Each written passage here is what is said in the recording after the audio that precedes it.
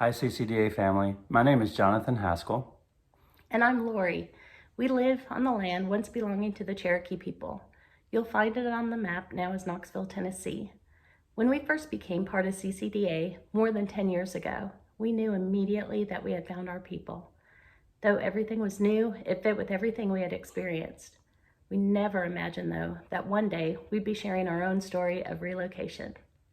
A little more than 5 years ago, through the influence of CCDA, we moved from the suburbs of West Knoxville to the heart of the East Side, Knoxville's most ethnically and socioeconomically diverse community.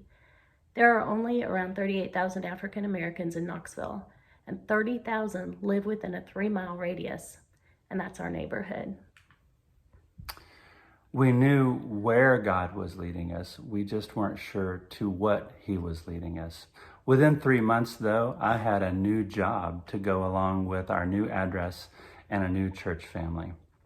As former missionaries, we knew from experience that God had been at work in our new neighborhood long before we arrived. So we set out to discover where His people were and what they were doing so that we could join in. Our adventure led us to the historic Tabernacle Baptist Church on Martin Luther King Jr. Avenue under the direction of Pastor Chris Battle and his wife Toma. The Battles live right here in the neighborhood. Their kids go to local schools, and they have been our primary mentors, co-conspirators, and friends all throughout our journey.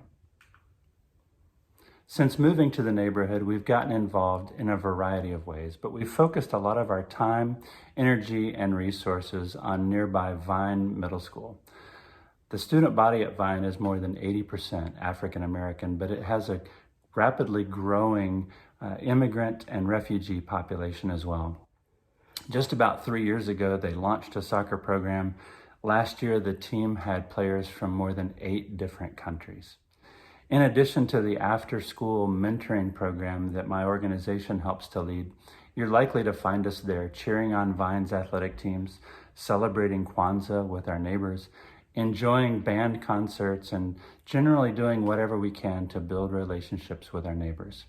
As a pastor, I've come to think of Vine as my parish, and I try to act accordingly. Through a partnership with our friends at Emerald Youth Foundation, I have coached the volleyball team at Vine for the last 3 years. Jonathan sits on the site steering committee at the community school program, and we have helped deliver meals to students and their families during the COVID-19 quarantine. Principal Desiree Jones, herself a follower of Jesus, has become a friend, and she regularly reaches out to us for prayer and for help with other needs. This year, we'll be launching a parenting initiative with financing from, among others, the mayor's office. We could not have imagined some of these scenarios when we began, but each opportunity has grown out of a relationship born through faithful presence. We talk about the ministry of showing up. These relationships continue to grow, as has our shared concern, not only for the students and staff of Vine, but for our entire community. Being a faithful presence at Vine has changed the way that we see ourselves and our community. Their problems have become our problems. And as we become aware of these, we can use our connections and influence to organize and advocate, not as saviors, but as neighbors. We mourn when our neighbors mourn, and we celebrate when they celebrate. We're still learning. We make a lot of mistakes along the way, and there's still a lot of work to be done. But we try to walk humbly into each moment, looking for opportunities to inspire, empower, and mobilize the richness and beauty that's already present in our community so that it can become a place where every neighbor has an opportunity to flourish.